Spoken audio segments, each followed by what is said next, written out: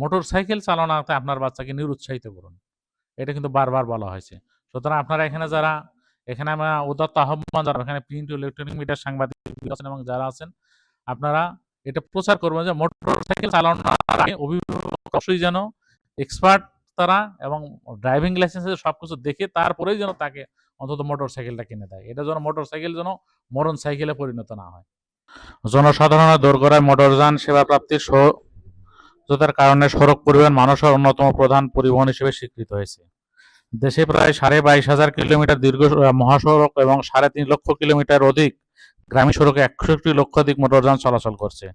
Rail ও নৌপথের তুলনায় সড়ক পথে যাত্রী ও পণ্য পরিবহনের পরিমাণ অনেক বেশি। এক সমীক্ষায় দেখা গেছে জিডিপিতে পরিবহন সেক্টর অবদান হচ্ছে 7.37%, যার মধ্যে সড়ক পরিবহনের অবদান হচ্ছে 6.61%। প্রতিনিয়ত মোটরযানের সংখ্যা বৃদ্ধির কারণে সড়ক পরিবহন সেক্টরের সড়ক দুর্ঘটনা একটু বড় সমস্যা হিসেবে দেখা দিয়েছে। একটি দুর্ঘটনা অসংখ্য মানুষ ও পরিবারের ভয়াবহতা সহ স্বাভাবিক জীবনের ছন্দপতন ঘটিয়েছে। সড়ক দুর্ঘটনায় মৃত্যু শুধু একটু পরিবারের অপূরণীয় ক্ষতি এবং গভীর শোক ও দুঃখের কারণে বরং অনেক পরিবারকে আর্থিকভাবে পঙ্গু করে দিয়েছে। এবং সড়ক দুর্ঘটনায় সবচেয়ে বেশি মৃত্যুবরণ করে শিশু, কিশোর এবং পরিবারের কর্মক্ষম ব্যক্তি। সবকিছুরই সান্ত্বনা রয়েছে, কিন্তু মৃত্যুর তো কোনো সান্ত্বনা নেই। কারণ কোনো কিছুর বিনিময়ে একটা মৃত্যু, এটাকে আমরা করতে পারবো, এটা ক্ষতিপূরণ আসলে সম্ভব না। এখানে সদাশয় সরকার তার দায় থেকে আপনাদের পাশে দাঁড়িয়েছে, যারা আজকে এখানে আসছেন। তো আমি আরেকটা রিপোর্ট একটু দিতে চাই যে বাংলাদেশ পুলিশের রিপোর্ট অনুযায়ী সড়ক দুর্ঘটনায় গত 10 বছরে নিহত হয়েছেন গড়ে 3,951 জন। এছাড়া বিআরটি সড়ক দুর্ঘটনার তথ্য সংগ্রহ সংরক্ষণ ওয়েবসাইট প্রকাশ করতেছে। বিআরটির তথ্য অনুযায়ী 2023 সালে 5,495 সড়ক দুর্ঘটনায় 5,424 জন নিহত এবং 7,495 জন আহত হয়েছে। 2024 সালে 5,856টি দুর্ঘটনায় 5,480 জন নিহত এবং 6,862 জন আহত হয়েছে। এবং আপনারা জানবেন যে সড়ক দুর্ঘটনায় যারা আহত বা নিহত, বেশিরভাগই এখানে মোটর সাইকেল আজকে আসলে মরণ সাইকেলের মতো হয়ে দাঁড়িয়েছে। আপনারা দেখবেন যে আমাদের বিভিন্ন জাতীয়, আমরা লোকাল পত্রিকাতেও বিভিন্ন সময় বিজ্ঞপ্তি দিয়েছি যে যারা মোটর সাইকেল চালানোতে আপনার বাচ্চাকে নিরুৎসাহিত করুন।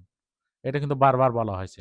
সুতরাং আপনারা এখানে আমরা উদাত্ত আহ্বান জানাবো, এখানে প্রিন্ট ও ইলেকট্রনিক মিডিয়ার সাংবাদিক আছেন এবং যারা আছেন, আপনারা এটা প্রচার করবেন যে মোটর সাইকেল চালানোর আগে অভিভাবক অবশ্যই যেন এক্সপার্ট তারা, এবং ড্রাইভিং লাইসেন্সের সবকিছু দেখে তারপরেই যেন তাকে অন্তত মোটর সাইকেলটা কিনে দেয়। এটা যেন মোটর সাইকেল যেন মরণ সাইকেলে পরিণত না হয়। তো আপনারা আরেকটা বিষয় এখানে একটু বলেছেন যে যেসব বিষয় স্কুল কলেজের বিষয়, আমাদের কিন্তু এবারের 22 অক্টোবর আমাদের একটা নিরাপদ সড়ক দিবস গেছে, যেখানে আমাদের প্রতিপাদ্য ছিল যে মানসম্মত হেলমেট ও নিরাপদ গতি কমবে জীবন ও সম্পদের ক্ষতি।